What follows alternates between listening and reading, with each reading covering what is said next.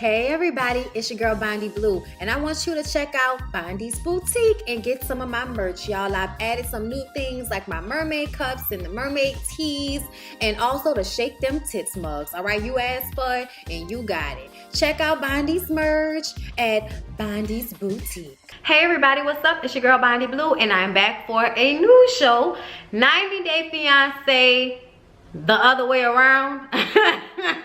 Okay, is that it? Let me make sure. Yeah, it's 90 Day Fiance the other way. Okay, so this is a set of people that are going to the spouse's country to live and leaving America for whatever that might be. So let's start with Jenny. Jenny is 60 years old, and I'm just gonna leave it there. She's living with her oldest daughter. She has 3 daughters. She was married for 15 years, and her husband left her for another woman, so that took like a real hit to her self-esteem.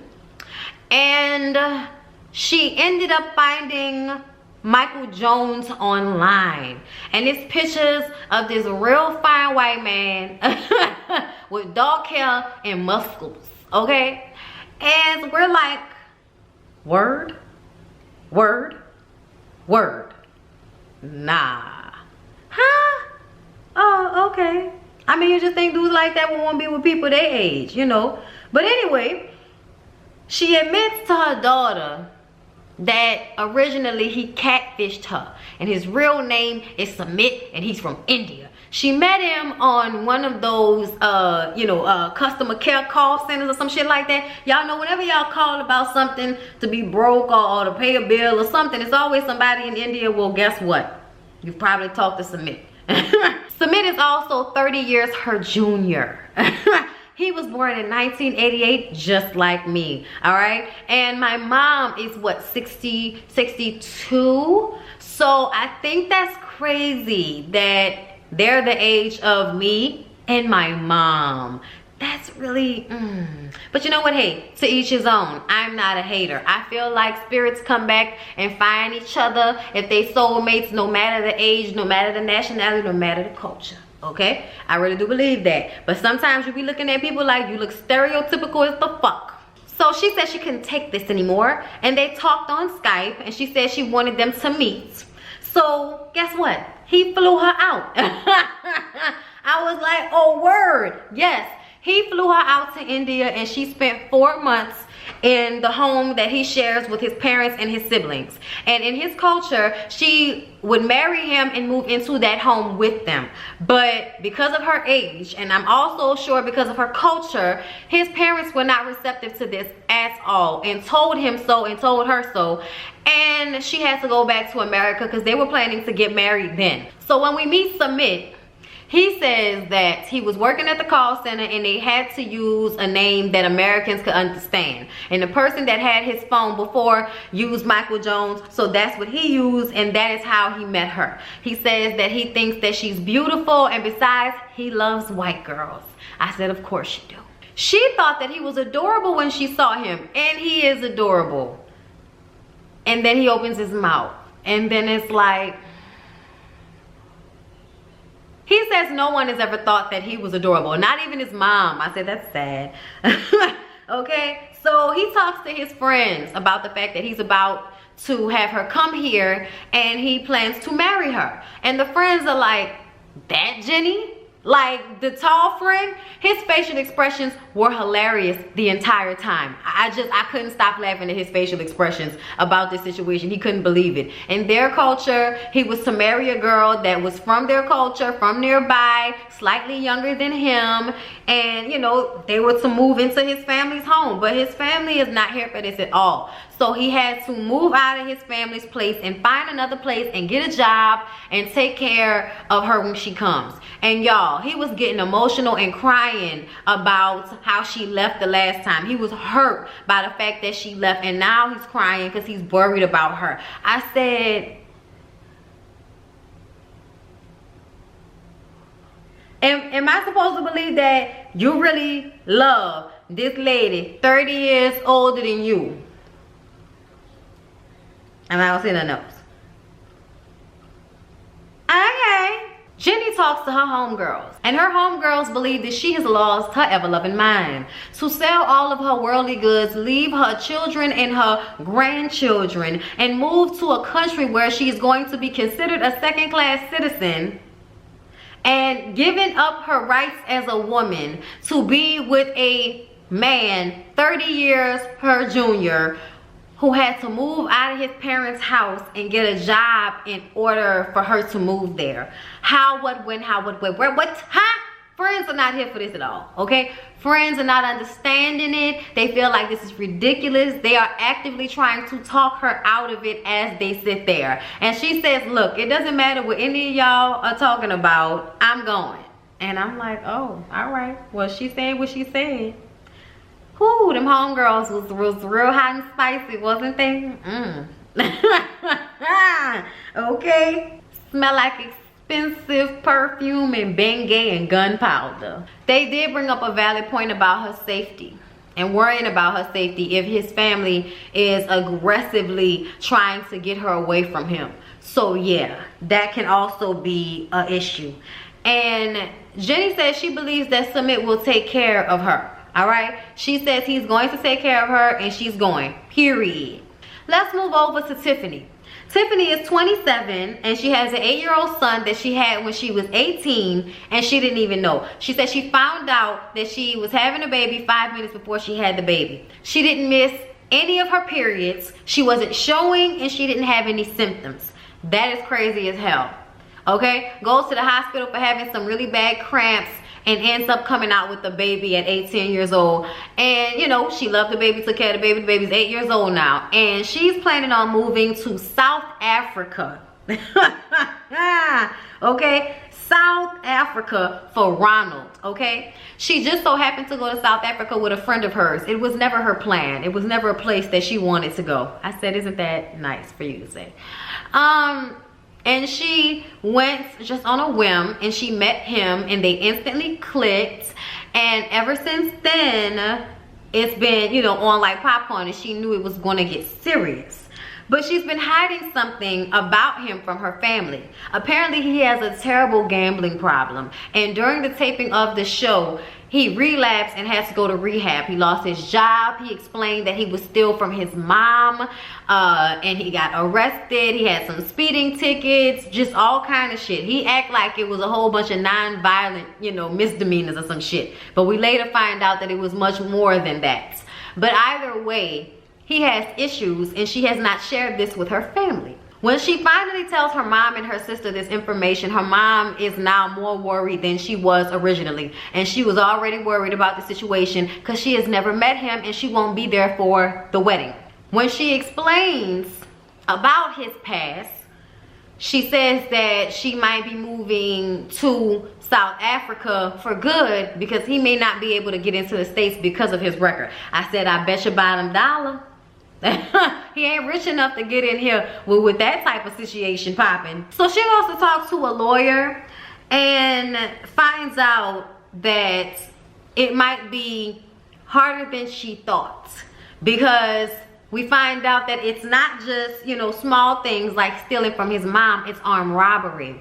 It's stolen money. Okay, things of that nature. And she says that he's never been convicted. He's been charged. One of the things they found out that it wasn't him with the armed robbery, but he very, very likely probably stole that money, because she don't know no information about that. So she needs to think about this before she decides to spend all this money trying to get him over here, only for him to get denied. Now she feels like she should have asked more questions. You think? You got a whole son in this situation. I totally agree with her mom when her mom said you have a child to think about, and you move into another country, leaving your family behind with your kid, your 8-year-old kid, to be with a man that has a gambling problem, that has been on and off, that didn't have a cell phone, that didn't have a job, a toilet to piss in, or a window to throw it out of. Okay, he didn't have any of that, and you decide to take your child and move to be with him. That is fucking nuts. That is what her family thinks, and that's what we all think.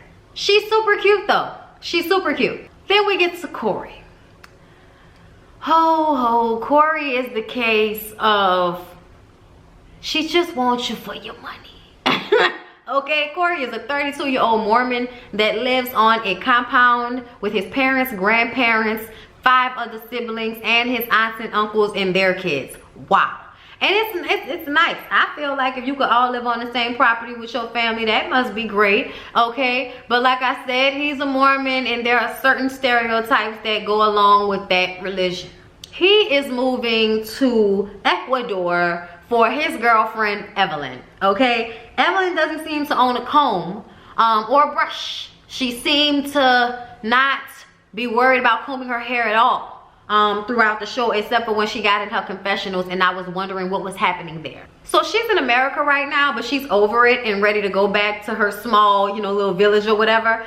And her home, I believe, was made out of bamboo sticks. That's what it looked like, but it was 2 stories. Okay, play with me if you want to. At least that's what I think I saw, 2 stories. I could be wrong, y'all, but I thought I saw 2 stories. Either way, it was a nice size house. She is buying $780 worth of clothes for her mom, grandmom, sisters, and 3 cousins. I said, bitch, for real?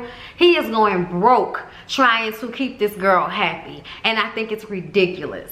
He was backpacking in Peru and through South America, ended up in Ecuador, met her, had this beach love affair, went back to her village, met her family, fell in love, you know, decided they wanted to be together, got home, started the K1 visa process, boom, bow, pow, she's been here for 90 days, it's time for her to go home. He has spent $40,000 sending her money to invest in properties, a business, a home, you know, getting her a car, all of these things over there in Ecuador. Even though he has not applied for full citizenship, I believe. It's something that he has not done. He doesn't know if he's actually going to get into the country. And he's giving her $40,000 of his hard-earned savings. That shit is insane. She ready to go home. Okay, for real, and you know, she's ready to go back to Ingabo. I think that's what it's called, Ingabo. He hasn't told his entire family that he's leaving yet to go to Ingabo. So they're staying in a 1-room house or shack, what have you, you know, it's nice, on the property. And they go to dinner with his siblings and his parents, and the conversation is very contentious, but for some reason none of them are actually upset, and I find it amazing. His parents seem to be, his family in general seems to be nice. So she lets them know straight off bat she don't want to stay in America. She's been there, she's had enough. They think maybe if she was there and could get a job and be out there on her own, that it wouldn't be as bad. But she say in her culture, the man does everything, pays for everything. So that's how it's gonna be. And she doesn't intend to work, okay? Then we get into her views on the Mormons. She was raised to believe that Mormons were in a cult. Oh, how respectful of someone's religion. She says that she would never consider being Mormon. I say, well, I don't know what y'all gonna do, because he seems to be very devout to his religion.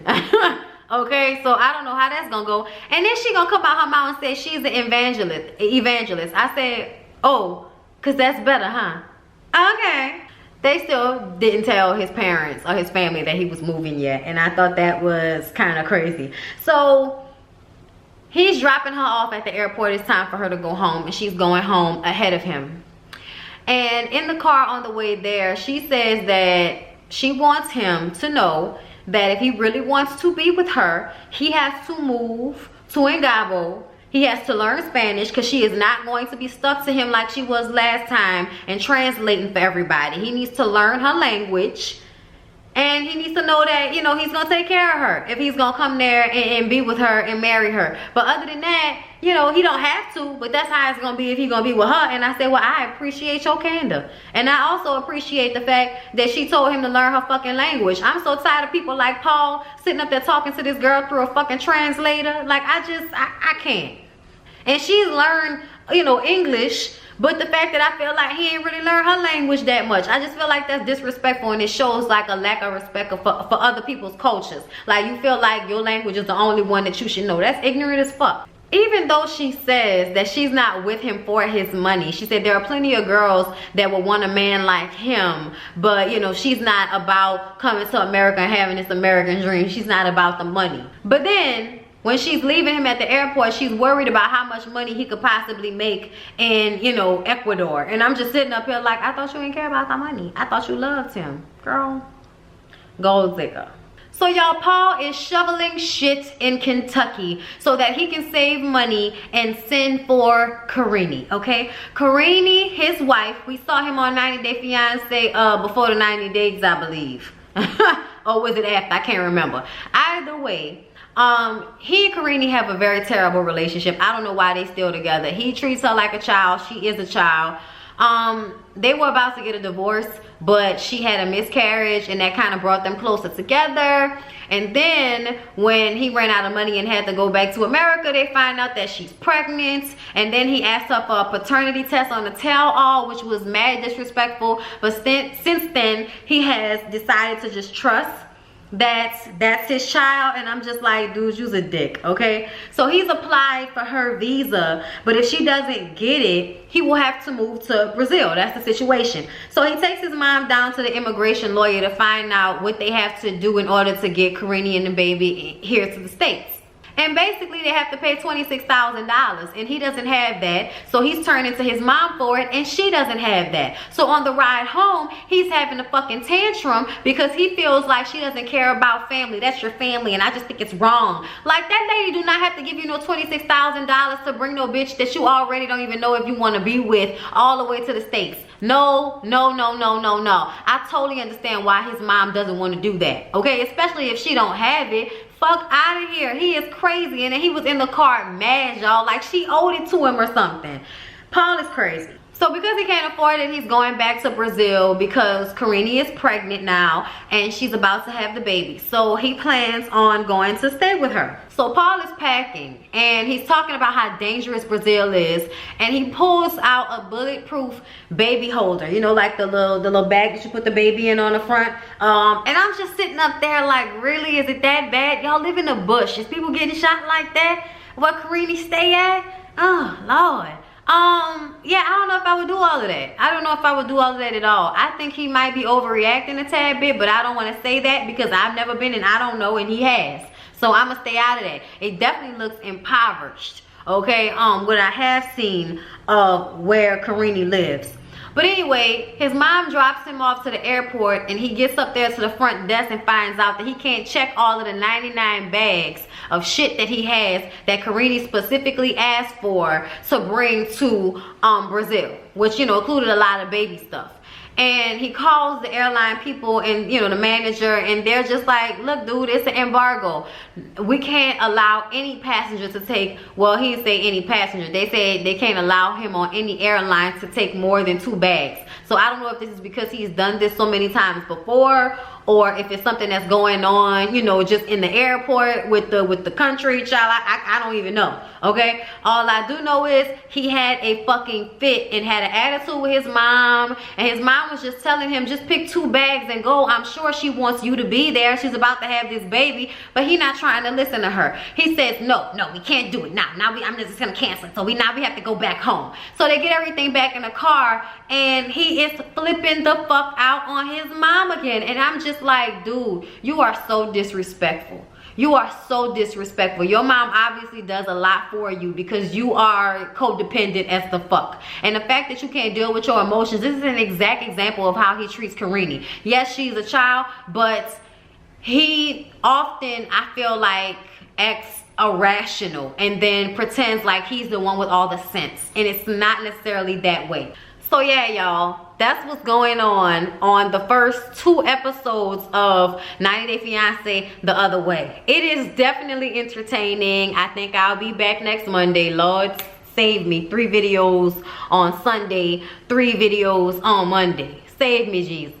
But either way, I hope you guys enjoy. Please don't forget to like, comment, and subscribe, and share my video. Please, please, please. And I will see y'all in the next video.